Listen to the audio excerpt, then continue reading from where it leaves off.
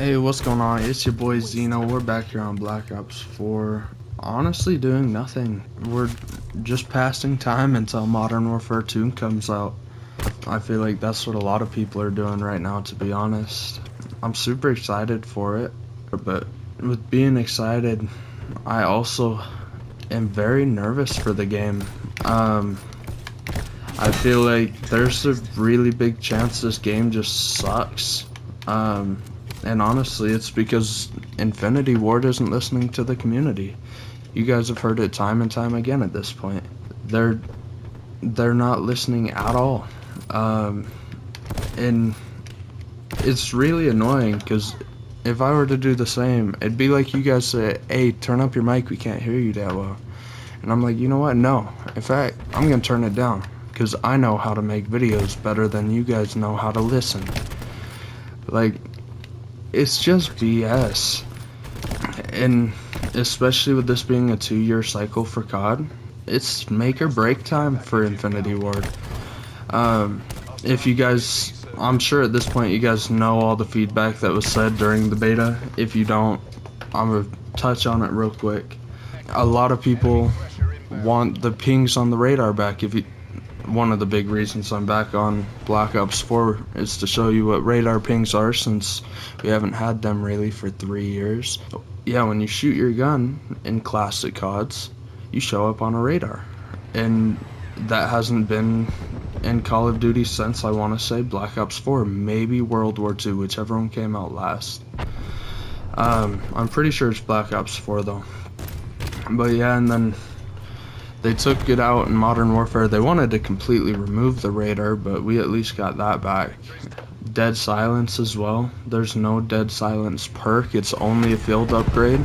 With as loud as footsteps are in Modern Warfare 2, dead silence needs to be a perk.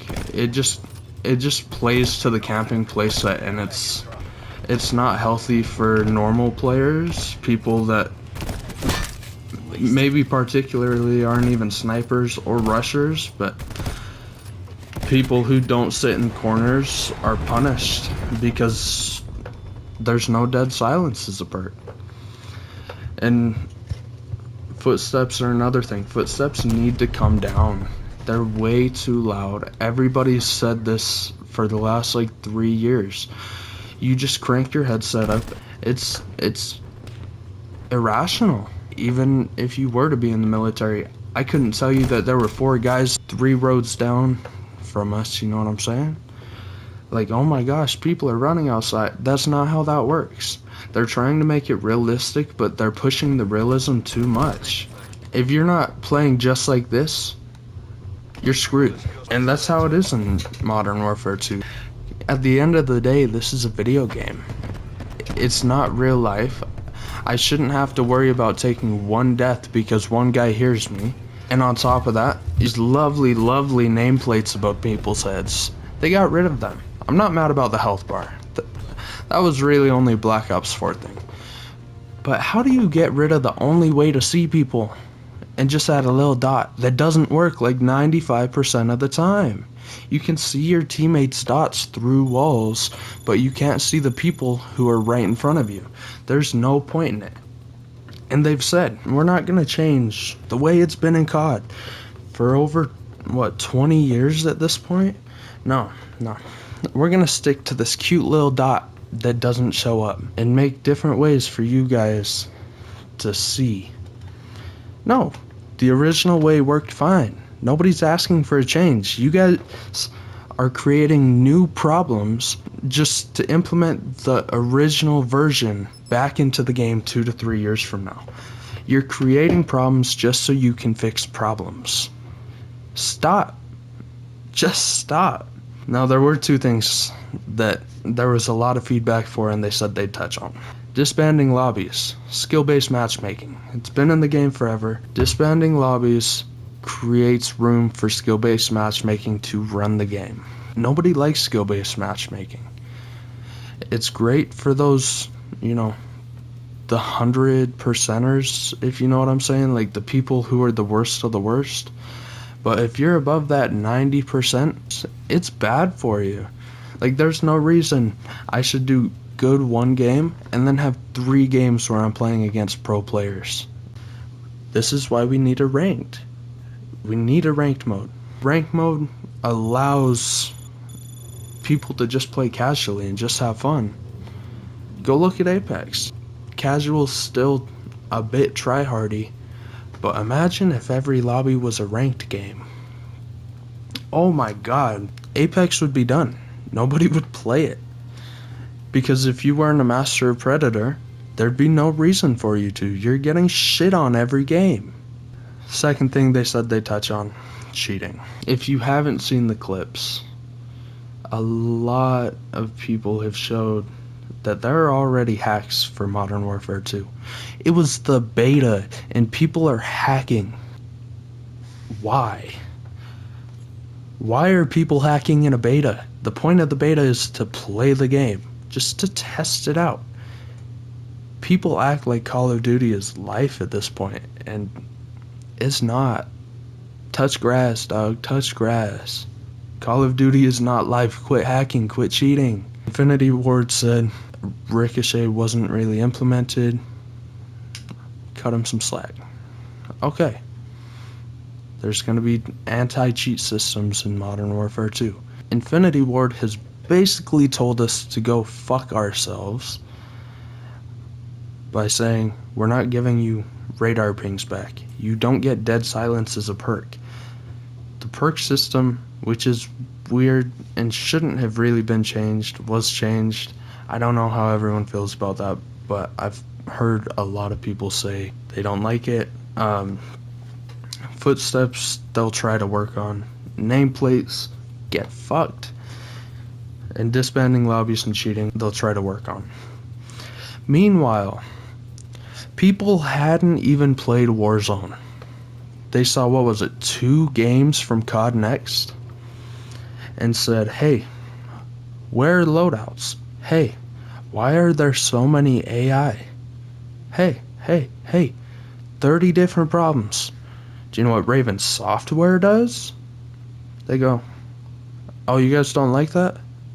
Yeah, we got you, we'll fix it. Instead, they're fixing everything. Loadouts will be back in. Way less AI. Like, when the community says, no, we don't like that. We're the ones that play your game. You should listen to us. It could lead to the biggest fail in COD history. Like, have you ever seen a company or somebody fail this hard? Understand your community. You say you have all this data and feedback, read it. Speaking of stuff that has failed, Mr. Doug Censor Martin. What are you out here doing? I was going on Twitter the other day, and I saw a little bit of beef between Mr. Dougie and Mrs. Nadia. Doug said Nadia's clearly cheating. He has proof. He'll show everyone. Nadia said, get your clout up, big dog. I'm not cheating. So then Doug Censor Martin goes on a stream and proposes to Nadia. You were supposed to be showing us how she cheated, and you hopped off of a jet ski and proposed. Why? What? I mean, I get it. Clout's real big. You've been dead for, I don't know. When did Black Ops 3 come out? You've been dead for a long time. Nobody's really watched you like they used to.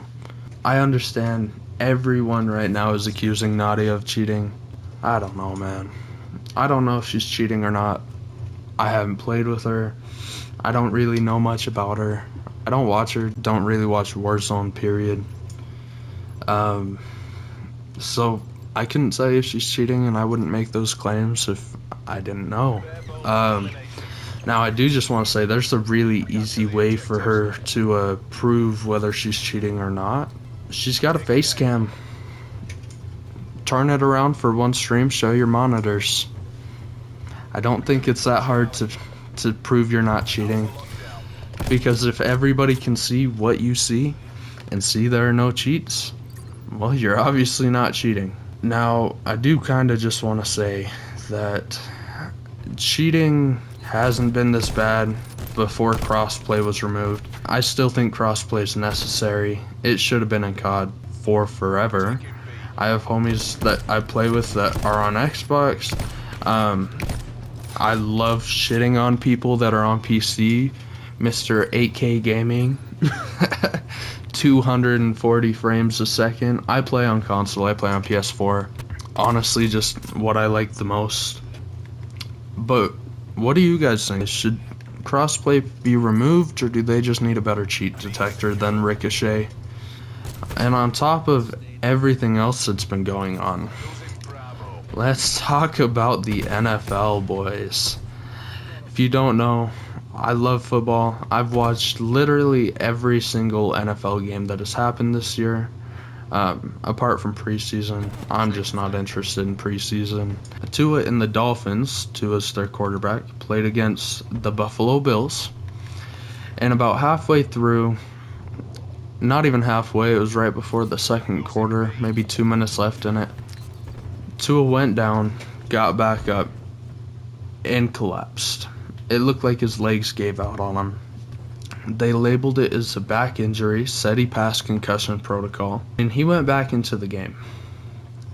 My man's clearly had a concussion. And they said, you know what, we need to beat the Bills so bad that we don't care if you have a head injury or not. They did beat the Bills. And then after the game, they labeled it as a back and legs injury. This last Thursday, it was the Dolphins and the Bengals. Everyone thought Bengals will probably win. Tua's going to be out. I even had Tua sitting on my bench because I didn't expect them to let him play. Tua was back. And almost seemed like Tua was back in full force. That is, until one of the defensive linemen, he slammed this man's head into the ground. It was a clean tackle. It wasn't dirty. He got tackled. His head bounced off the ground. And he was knocked the fuck out. And it clearly shows. Concussions aren't taken seriously in the NFL. They need to be. Get a better concussion protocol test? I don't know what to say. Like, those are really, really easy questions to ask. And it's more than likely because they need, the players that get concussions are the ones they need. My girlfriend actually just informed me the doctor who cleared Tua to play for that game has been fired, and the NFL is going to take a look over their rules. Concussions need to be taken seriously. That's the brain. I was watching a video from a doctor who actually said our knowledge of the brain right now is about as good as our knowledge of the heart was in the 1960s. We don't really know how the brain works. We don't know what causes brain trauma all the time.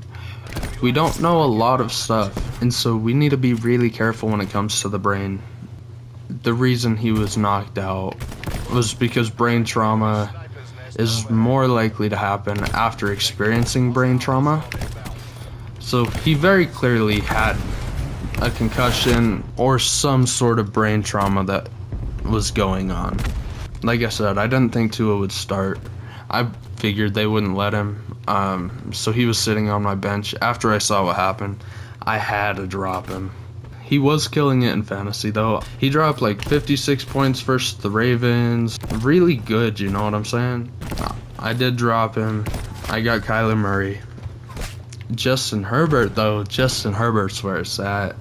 He was my starting quarterback. I swear this man averages 30 plus points. On top of that, Cooper Kupp, I need you, big dog. I'm recording this on a Monday before the game. I need him to score 27 points so I can take the win. Do I think he can do it? I think there's not a man I would trust more than Cooper Kupp to score 27 points. I'm gonna be honest. I don't trust anyone more than him to score that and get this comeback for me. I don't. I also got Mark Andrews. He didn't do that good this week. I think he got me like 3.5 points, but last week dropped over 20.